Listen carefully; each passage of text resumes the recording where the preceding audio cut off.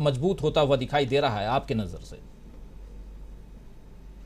बिल्कुल, देखिए महाराष्ट्र में जो घटनाक्रम घटी है उससे कहीं न कहीं देश भर में जो तमाम विपक्षी हैं, जो हो सकता है प्रत्यक्ष और अप्रत्यक्ष तौर पे थोड़ा कुछ दाएं-बाएं हो भी रहे हो, उनके सामने में अब सिवाय एकजुटता के कोई विकल्प नहीं है। अगर आप देखें कि जब महाराष्ट्र की घटनाक्रम सामने में घट रही थी, सबसे पहला जो कि बड़े नेता के रूप में प्रतिक्रिया हम लोगों को अखिलेश यादव की प्रतिक्रिया हम लोगों को सुनाई दी कि उन्होंने कहा कि देखिए प्रयोगशाला बना के रख दिया है। तो वो जबकि इस विपक्षी एकजुटता में शुरुआत में इतनी ज्यादा जो है कि वो उनकी तीव्रता नजर नहीं आती थी, लेकिन आप देखिए कि कितनी तीव्रता के साथ उन्होंने प्रतिक्रिया दी महाराष्ट्र के मामले पे। तो अब विपक्षियों को यह पता है कि या तो फिर करो या मरो, ये ऐसी स्थिति है इस समय।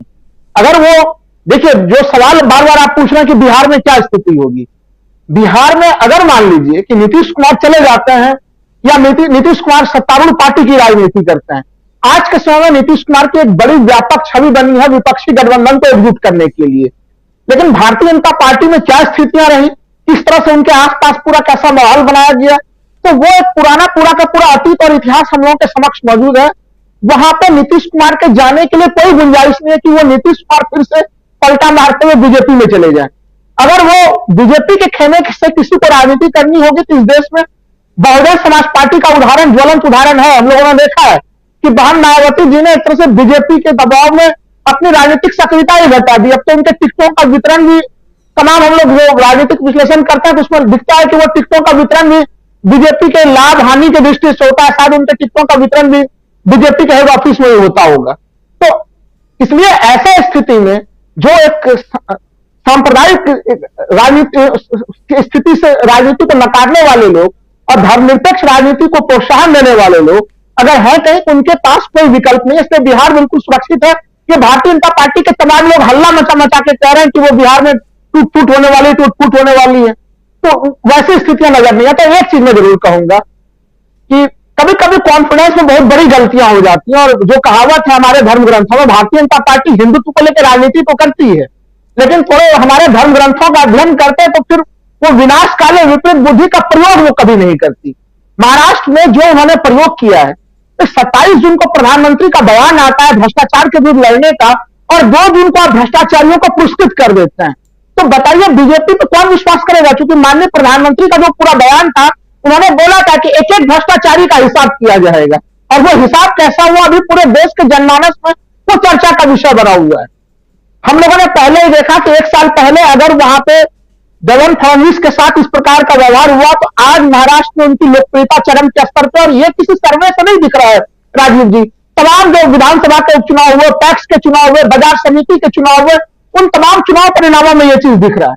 तो आप अगर विपक्ष के ऊपर हमला करते हैं, जिस दल के ऊपर हमला होगा और अगर वो दल सामने में खड़ा रहेगा तो वैसे स्थिति में उसकी जनता के बीच में लोकप्रियता और ज्यादा होगी। उसी श्रेणी में शरद पवार की पार्टी भी शामिल हो गई है। उन्होंने बिल्कुल सही बोला कि वो अकेले चाहे जनता के बीच में जाके, क्योंकि जो हम लोगों को याद है 2019 में सतारा का वो घटनाक्रम जहां पे भारी वर्षा के बीच में शरद पवार चुनाव प्रचार करते हुए गए थे, और हम लोगों ने देखा इस बार गुरु पूर्णिमा को वही सतारा में किस तरह से जनता का जन समर्थन दोबारा उनके लिए उमड़ रहा था। तो ये जो राजनीतिक संदेश है महाराष्ट्र का, वो पूरे के पूरे देश के लिए वो संदेश है। महाराष्ट्र की बात हम कर रहे हैं। अभी आप शुरुआत में अखिलेश यादव का नाम ले रहे थे, आपने शुरुआत वहीं से की, लेकिन कल अखिलेश यादव वहां पहुंच गए, हैदराबाद पहुंच गए, तेलंगाना के मुख्यमंत्री से उनकी मुलाकात हुई, और उसी तेलंगाना में उनसे एक दिन पहले राहुल गांधी पहुंचे हुए थे, और राहुल गांधी बरस रहे थे, गरज रहे थे तेलंगाना की सरकार पे और वहाँ के मुख्यमंत्री के ऊपर। तो कैसे माना जाए कि राहुल और अखिलेश यादव एक साथ आ जाएंगे? एक मंच पे दिखाई तो दिए थे पटना में, लेकिन बेंगलुरु में दिखाई देंगे क्या? बड़ा गंभीर सवाल पूछा है आपने। उसके बाद फिर अलग अलग भी रहेंगे। देखिए, तेलंगाना का जो सवाल है बड़ा महत्वपूर्ण सवाल है आपने पूछा है। देखिए, मैंने पहले कहा कि अखिलेश यादव मीटिंग्स कब कहां कर रहे थे, जब एक तरह से हम लोग देखें तृणमूल कांग्रेस, जब वो राहुल गांधी के विरोध में बयान देते थे तो अखिलेश यादव वहां जाते हुए मिलते हुए थे।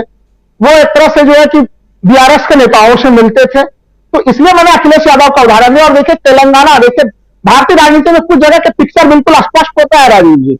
तेलंगाना की तस्वीर वहां की जनता ने बिल्कुल स्पष्ट लिख दी है, जैसे कि वहां पे इसमें एंटी इनकम्बेंसी फैक्टर इतना हाई है, और भारतीय जनता पार्टी जो बैठी हुई थी कि वो ऑटोमेटिक उसका लाभ मिलने जा रहा है, ऐसा कुछ भी नहीं होने जा रहा। और वहां पे देखिए, जब चुनाव के बाद लोगों को पता चलेगा, लेकिन विश्लेषण चुनाव का करना हम लोगों का और आकलन करना हम लोगों का काम है।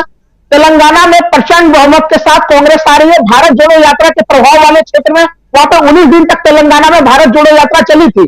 उसका प्रभाव हम लोग को मध्य प्रदेश में तो दिखेगा ही दिखेगा, वहां पर भी तस्वीरें दीवार पर लिखी हुई है, तेलंगाना में भी लिखी हुई है। आप बताइए, अखिलेश यादव के पास विकल्प क्या बचेगा? तेलंगाना को तो तेलंगाना के लोग ही जो है कुछ स्वीकार, टीआरएस को स्वीकार करने के लिए तैयार नहीं है उसे।